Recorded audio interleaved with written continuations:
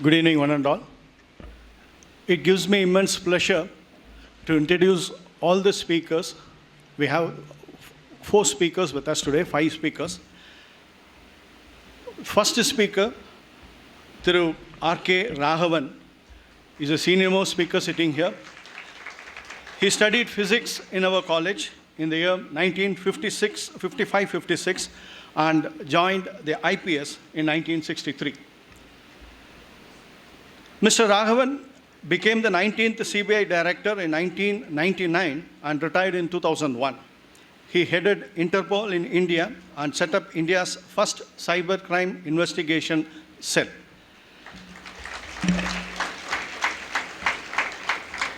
Through R.K. Raghavan was appointed as India's High Commissioner, Ambassador to Cyprus on 2017. Mr. Raghavan is recipient of Indian Police Medal for Meritorious Service and the President's Police Medal for Distinguished Service. Author of several books and columns in the Hindu and Hindustan Times. I'd like to mention 1 or 2 books. Indian Police, Problems, Planning and Perspectives by R.K. Raghavan. Policing a Democracy, a comparative study of India and the US. A road well traveled, an autobiography by himself. Other interests of our speaker include cricket and Carnatic music. With these few words of introduction, I now invite our speaker, Mr. R.K. Raghavan, to share a few words with us.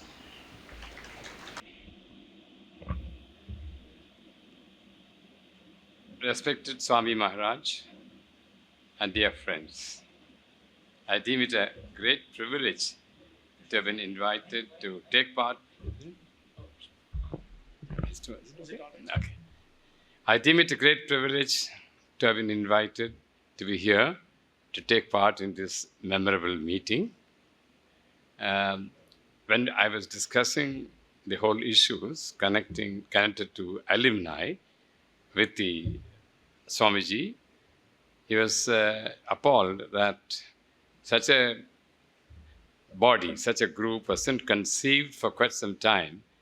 And the other day when Swamiji invited me to his room and then made a request that I should take the initiative to form an alumni group so that the old memories still live and the institution stands benefited from such recall of memories and action thereon.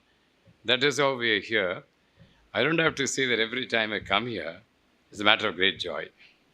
If I am something in life, in society, it's because of a background as a student of Vivekananda College. First, it was a PSI school, Mylapore, and then Vivekananda College.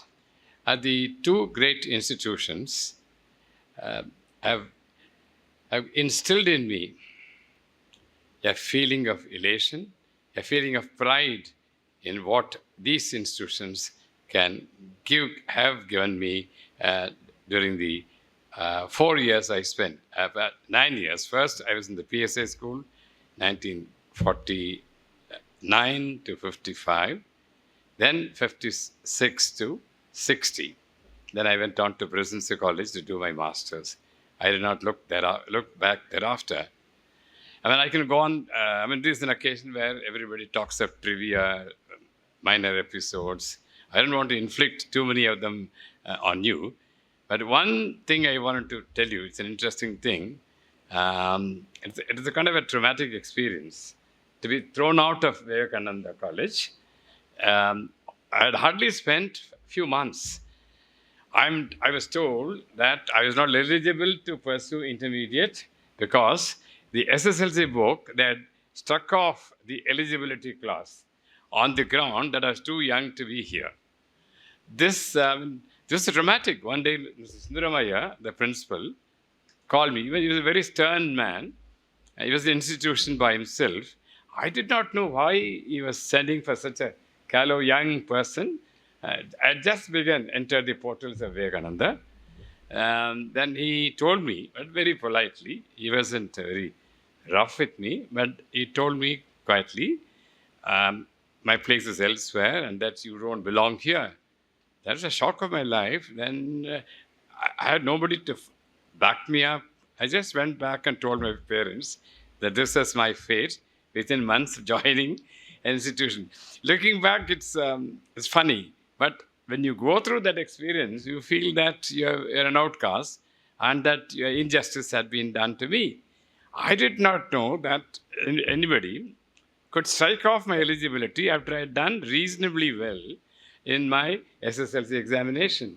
So, and it all happened. A classmate of mine, he was the person who was responsible for this mischief.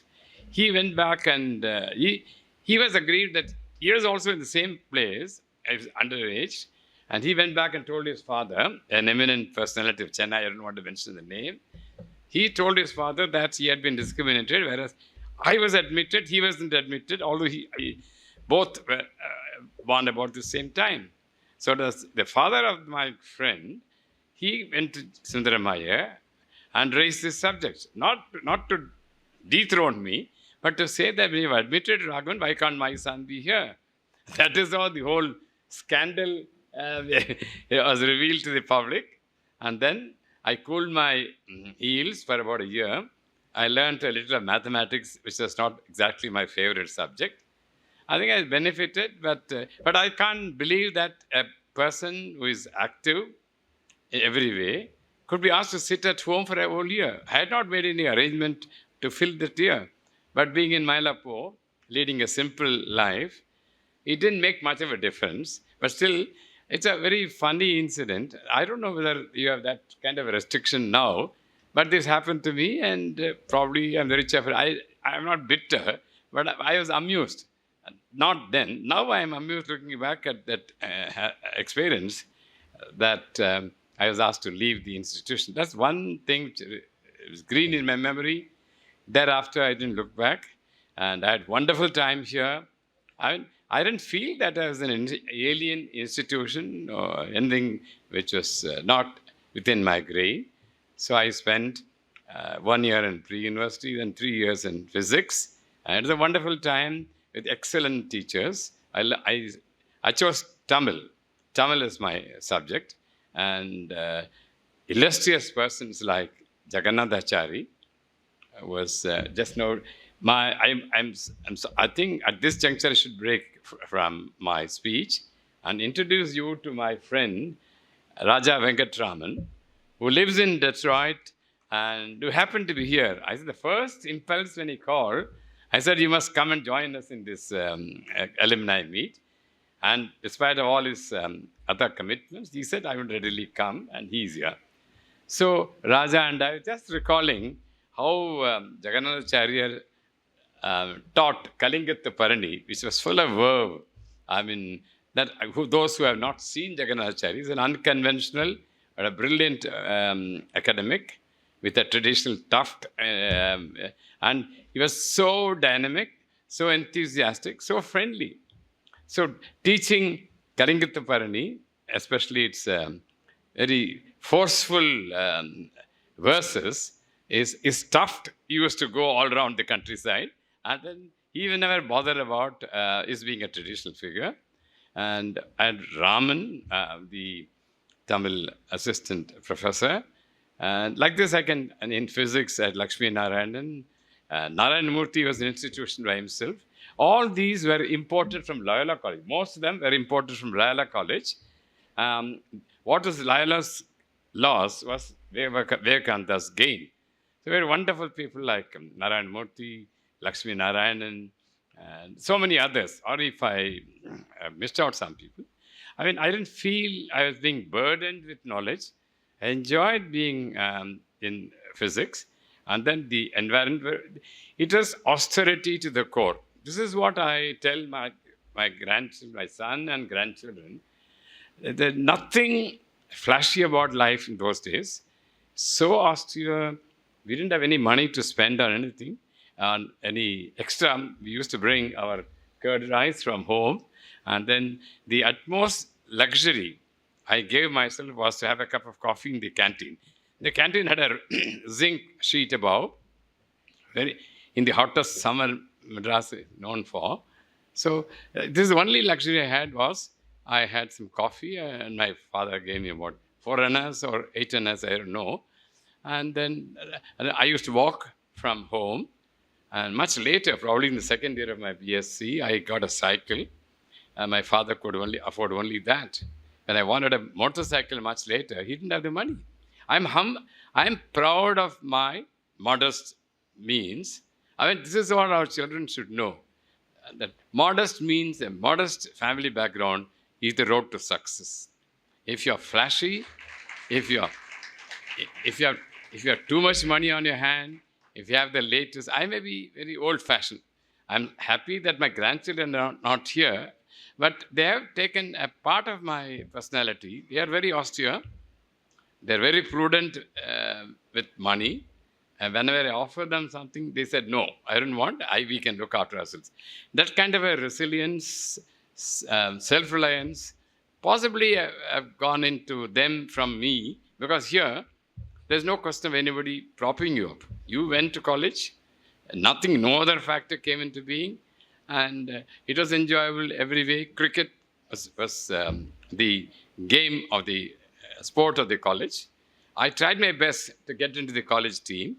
The utmost concession which Professor Venkatraman, who was the physical instructor, gave me, okay, you say you are good, come and practice in the college nets along with the team.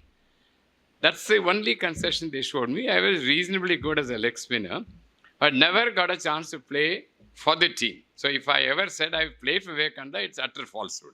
So I never do that.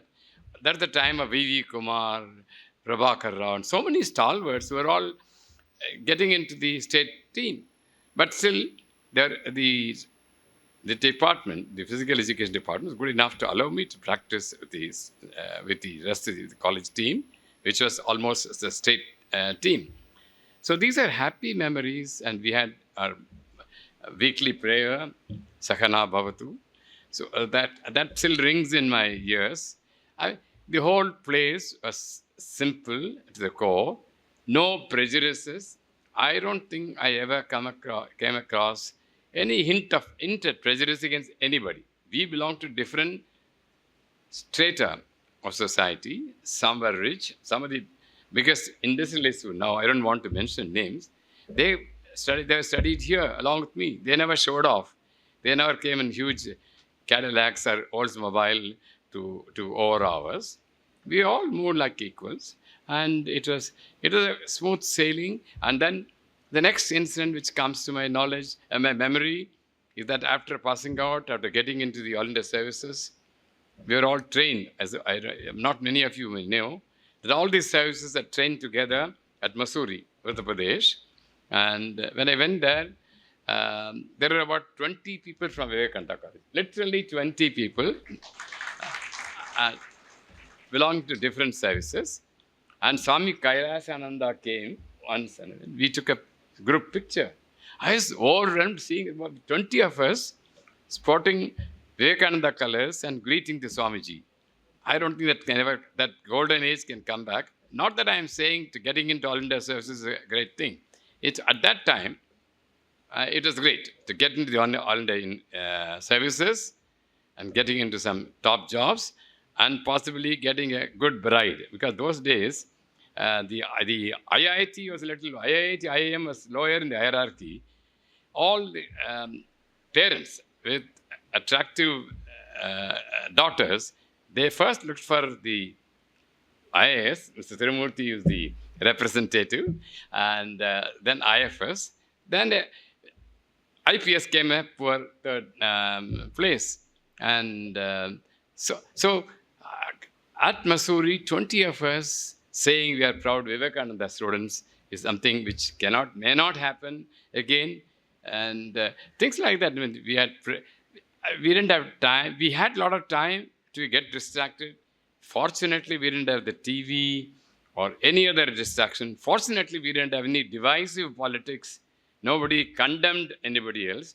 No harsh words. No references to caste. Nothing of that kind. I'm being very honest with you. I don't have to impress you, all of you. This is how we are brought up. Unfortunately, Raja and I, probably Tirumurti, we are so proud that we spent time in this institution at a time when nothing mattered except your own personal conduct and your ability to go through the examinations.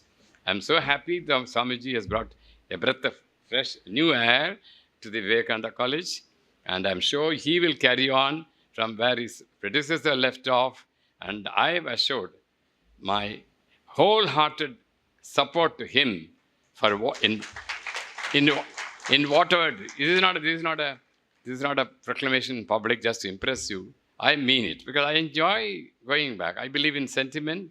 I enjoy going back in time to hobnob again with institutions like PSI School and Vivekananda College. I'm sure Swamiji will give me an opportunity to come back here and do whatever little I can do. I know I can do a little at 82. I do not think that I can do much more, but still, I'm hoping that I'll get a chance to contribute to the greatness of the institution. Thank you very much for having invited me, Swamiji, and hope to see you again. Thank you.